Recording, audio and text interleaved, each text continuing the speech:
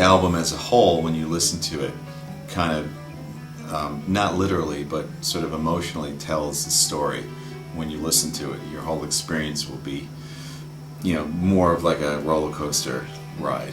I think, it's very melodically driven, this album, and I think because of that, it really sets itself up for just a great listen from beginning to end. The first track on the Backs of Angels is a song we wanted to open the album to kind of illustrate our sort of signature sound, the sound of the band that has been something that we've cultivated and have been known for. Kind of a rock-oriented heaviness, but with a very strong chorus, strong verse. So we thought that would be an interesting way to start an album. Like when you press play, song 1, you feel very at home. Build Me Up, Break Me Down is more, well, I guess you could say more a radio potential. It stems from, a cool riff, a hard-driven riff. It was a song that was written at a point after we had written a few songs, and we felt that the album needed a bit of a balance as far as like the, having some more metal like tracks. It's a pretty exciting tune, I think it really just kind of shows another side to us, but one that's a little more immediate, a little more easier to absorb and get into. Lost Not Forgotten has, it's great. I mean, it has a beautiful guitar solo in it, it's classic progressive Dream Theater with freaking huge vocals. The song turned out to be extremely technical. It's a very technical song, kind of metal, technical. It has some of the most wild playing on the album. The whole storyline behind it being that it was about the Persians, that they were such a unbeatable force. Nobody really knows too much about them, so they're lost. But there was like a whole powerful fighting army civilization back then. Not very rock and roll, but a little historical. This Is the Life is one of the ballads on the album, and it's a song that has a very big thematic thing to it, like a cinematic thing. When the intro passes and it kind of kicks into the main theme, it's just like a very soaring sort of Michael Kamen big thematic thing, and then the song goes through just some different levels of development. Sometimes it gets a little Liquid Tension sounding, sometimes almost gets a little like Billy Joel sounding, but it's a ballad. Lyrically, it's dealing with we make life what it is.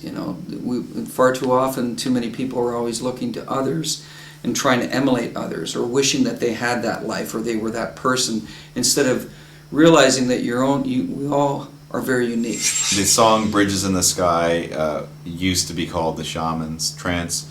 That was the original working title for the song. There's a line in the song that says Bridges in the Sky. So it was just something that John Petrucci thought the title should be changed to. The song is about a shaman experience. It's musically, it's very riff driven, but again extremely melodic at the same time, and has a really cool sort of instrumental breakdown. It's almost slightly like Israeli. It's really kind of cool. It gets like an ethnical breakdown. It's all about a soul-searching tune. It's about being in a very dark period, very soulless, and trying to go through the healing process, which is shaman. So at the beginning of Bridges in the Sky, there's a voice. It's actually at the end of the song as well, and that's the shaman. That wasn't one of us. That was the shaman, but we don't know who. We can't reveal. That's Jordan, basically us being in the studio and him going through hundreds of these samples, going, "Hey guys, what do you think of this? This sounds really cool. Check this one out." And then us going, "Wow, that's cool. Wait a minute, remember that one?" He put that one aside, and then and then him coming out with this Gregorian, like vocals. Oh man, that'd be really cool. And Outcry is the sixth track on the record. It's another 7-string song. Probably the most wild of all of them as far as the technical breakdown that happens in the middle of the song. well, that's progressive to the extreme. I mean, that's like showing classic progressive dream theater. I mean, it's so freaking intense. And it's something that I think is going to hit people in that way. I could very much picture playing that song live and having it be real big. The lyrical message is, people standing up for their rights, people finding their voice, people tired of tyranny, people, revolution, people wanting to have equality and fairness, and going against governments that are corrupt and making it a better world for everyone. Far From Heaven is it's kind of a counterpart to Breaking All Illusions. A lot of the themes in Far From Heaven are used in Breaking All Illusions, so it's almost like a part A type of thing. Well, that song, Jordan had come in and he played this beautiful piano thing, and it was just a beautiful piece of music. It's not a very long song because it's just and it's mainly piano vocal. There's bass on there and there's a bit of a string section going on, but it's primarily a piano vocal with a string quartet, and it's just a great vocal moment. Really, James sang it really beautiful, and his voice just sounds amazing on that. It sounds like he's singing like right into your ear. It's pretty incredible. And then I wrote the lyrics, and basically the lyrics are that far too often parents are constantly expecting this from their kids to prove themselves to be the best at what they're doing and to outshine everyone else. That it makes them miserable, and I think it keeps them far from that feeling of acceptance, acceptance and being accepted for who and what they are. So they're far from heaven. They're far from feeling connected and in a very good and warm and productive and positive environment. Breaking All Illusions is the second to last song. It's kind of the album, in a lot of ways, the album closer, like the last big statement of the album, as far as being like an epic statement.